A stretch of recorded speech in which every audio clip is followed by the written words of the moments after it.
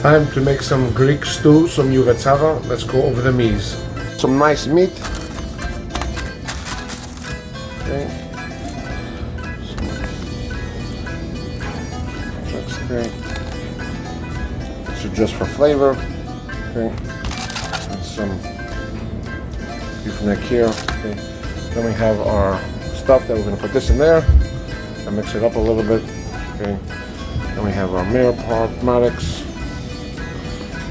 And then all this good stuff. Make sure you get some good red wine. I'm using this one in this case. Okay. And some evil and other stuff in our equipment here.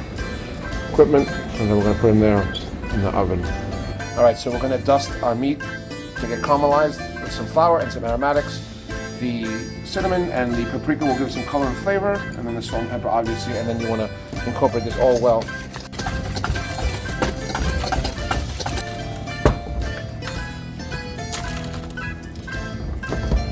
Really well.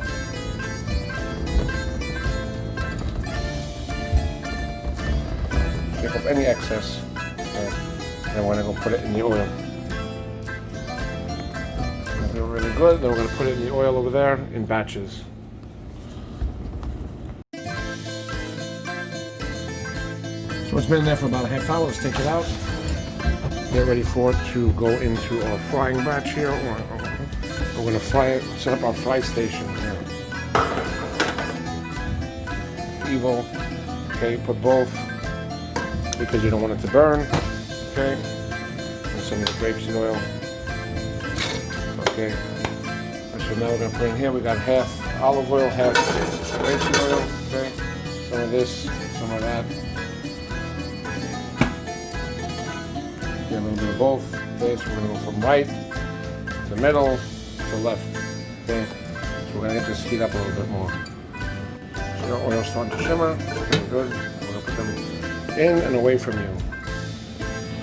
Okay.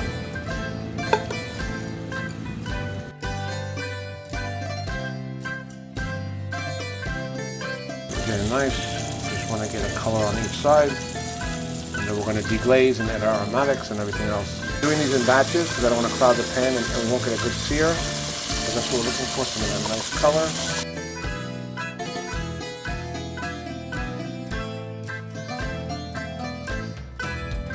Looking good right now. I'm going to take these out with the rest, and then we're going to build our sauce and deglaze the pan with our stock and our wine.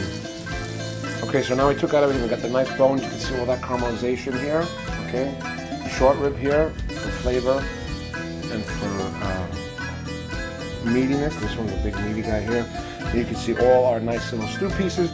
Preferably, it's nice to get, you know, bone-in chuck, cut in chunks like the size of this. But you know, a lot of places they don't do that. People are icky with bones, but bones equal flavor. So you see, this one is very crunchy here, very crisped up nicely. Okay, in Greece traditionally they would use big chunks of veal bone-in, but couldn't find any of that today. All right. So we have our fond here, as the French people would say. What's all this leftover brown bits, and I'm putting it on low heat, and then we're going to deglaze with the wine and the stock. But first we're going to put our aromatics in to toast them. Okay, so we got some bay leaf, we got our cinnamon sticks, cloves, and the allspice in there. Now be careful with the allspice and the cloves because they are rather very powerful. All right, so we're going to let them cook a little bit in here. So we're just mixing them around. Like I said, you know, this is more rustic when we're putting in the things whole, so Greek style you're going to have to make sure you don't bite into it. I mean, make sure you remove the bay leaves when you're done. Always count how many you put in, and we're putting in 2, 3, so make sure you take out 3 and don't serve this because this could be very dangerous. The cinnamon and everything else not so much, but you definitely want to try to fish out the cinnamon. So we're toasting these up a little bit. Okay. Go a little longer. Alright, so I kicked up my flame a little bit. I wish you could smell the aromas here, the cinnamon and the allspice and everything. Alright, now we're going to take our mise en place, the mirepoix part of it. We got our shallots, our carrots, onions, and garlic. And make sure we get nice coloring on these. Throw in our bouquet garni, which is just rosemary and thyme, a good amount just bundled in. Again, you could mince it up and throw it in, but I like to get the flavor without having people picking sticks out of their mouth. So we're going to let this go until all the vegetables are caramelized. Okay, don't add any more fat. We got all that delicious fat from the beef and the beef bones and all that tallow coming off of it. Okay, other people like to use thick fat bacon. That's more German-esque than Greek. Greeks don't really start off with a lot of bacon fat, even though bacon fat is very good. This is going good, so you can add a good pinch of salt, a little bit of pepper, not too much because things will cook down, especially we're reducing this into a sauce. We're going to braise this in the oven, but you don't want it to be too salty. Like you can always put more, but you can't take it out in the end. Okay, now that our onions have a nice bit of caramelization on them, they're kind of getting a little translucent or semi-transparent. Okay, we're going to put in our wine. We're going to kick the heat up all the way. All right, then we're going to put our wine in, about 1 little cup. Okay. This is a very nice wine. All right, we're going to let this do its thing for a little bit. And then we're going to come in and put in the stock. So we're using the wine to deglaze and get these brown bits. You see these? This is the fond that's stuck to the pan. And it's not just to cook, but this is how you build the flavors of your sauce. And the alcohol helps to take that off.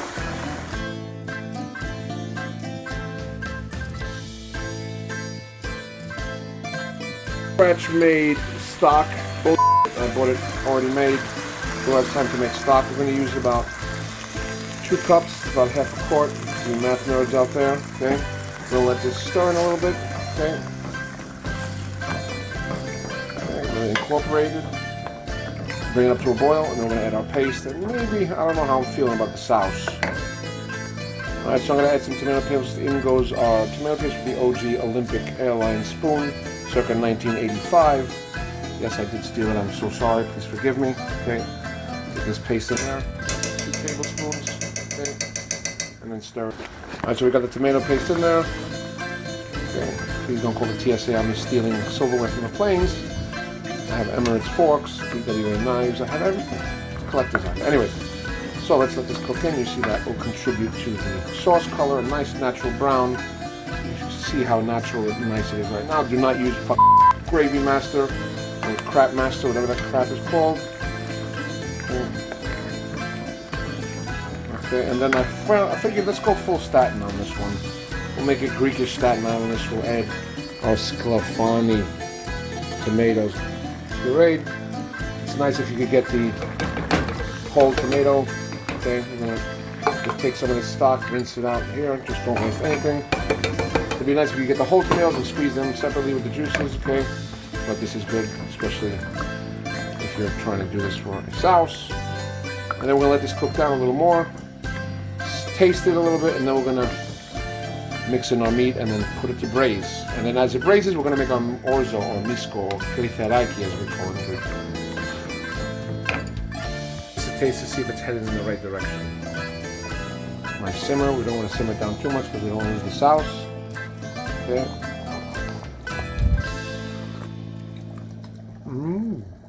Yes, you could tell at this point that it's headed in the right direction. I'm gonna cut off my heat now. I'm gonna add in the beef. Okay, so right now we adjusted our seasonings in here. It tastes great. So we're gonna put our beef in here, and then we're gonna cover it with foil. All right, so don't worry about the blood or anything like that. That's normal. Obviously, it's gonna cook a lot more. So we're just gonna put everything in here and get all that goodness in there. The juices and the blood. Yes, the blood gives flavor. Let's arrange this evenly. All right, and we're gonna cover it with our sauce, our nice braising medium, as they say. I mean, if you have a bigger Dutch oven, which I have at work and I forgot it, you can use that. Okay, make sure I got all the aromatics in there. Okay, this smells amazing, everybody. So we're going to just make sure everything is well coated, and you can see through the magic of my brain and intellect, because I'm f***ing smart, is that it's just the right amount to cover it in this hotel pan. Obviously, we use this hotel pan for pastizos and other roasts and things like that, because it's got, you know, some wear and tear and some patina, as they say, on it. Okay, so let's cover this with foil.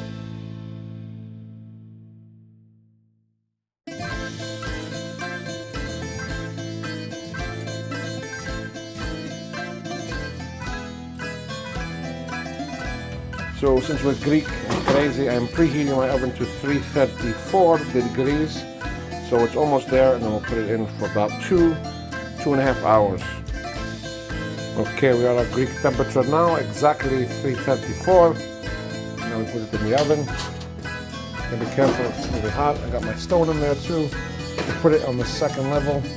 Okay, like I said, about 2.5 hours, and then we'll prepare our orzo as this guy's getting ready. Some nice grytheraki. So we're going to use this and make a nice bed of grytheraki chondro. You probably can't read this, I'll put it in subtitles, but it is orzo for all the Americans out there, or grytheraki as we say in Greek. Don't call it macaroni because you're going to smack it. Alright, we're going to make it a nice, boil it separately. You could either bake it with the tapsi or the pan, or you can take it and serve it on the bed and infuse it with some fresh tomato sauce and some herbs, probably some feta cheese, which we're going to do, and enjoy. Now we're ready to boil our orzo, and like I always tell everybody, make sure your water looks like a jacuzzi. Okay, we got about half of the bag here. Okay, now salt is very important here. You're going to have bland pasta. Okay, maybe you think this is too much, but it's not. It's about 1.5 tablespoons. Okay, mix it in, bring it back up to a boil. The Italians say, and this is Greekish, but it should be as salty as the sea. So the sea technically is 2.7% salinity. Could be wrong about that, give or take 0.00 points. Okay, let it cook for al dente about 7 to 8 minutes.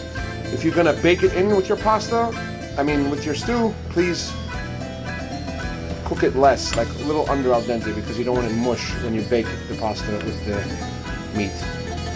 Drain the orzo, okay, still warm, cool it down just a little bit. Make sure it's dry and soupy. We're gonna stir in some butter. We're ready to go.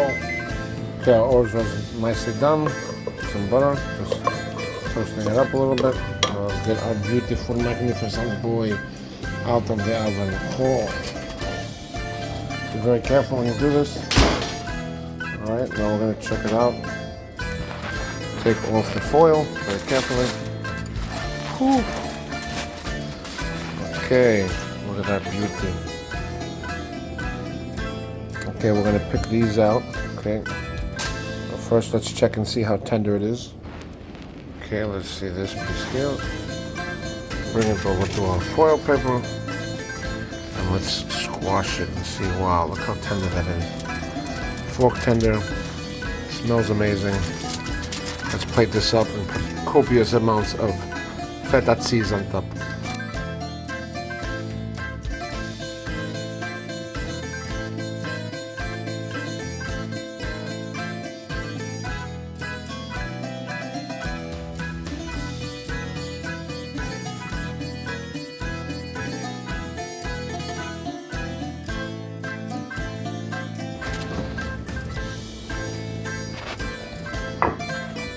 Let's go through, let's take some pieces of short ribs, let's make a nice family style plate. Okay.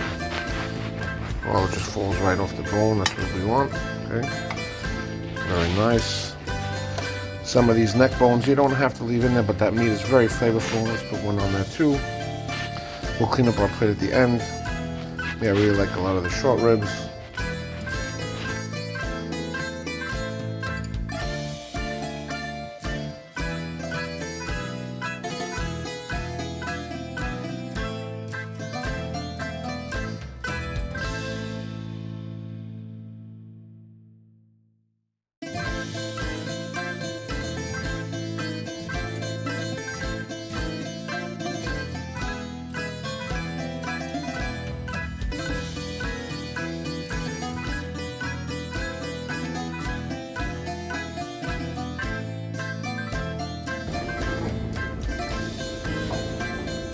So now we have a beautiful Giouvetsi, okay? Now we'll put the garnish in. Oh! In there, okay? Things like this are inedible. You don't want your customers to choke. It's good for flavor, that's why we cook it in, okay? Garnish with some cheese. I like to put copious amounts of feta. I think this is too little. Oh, we'll just take a little bit of this. This is a family-sized portion or a Greek portion for one big Greek man. And just crumble this right on top. Okay. I want to add some mizithra, which is a grated Greek-style cheese, which is similar to a sharp Romano. Okay, and there we have it. We have a beautiful Giouvetzava.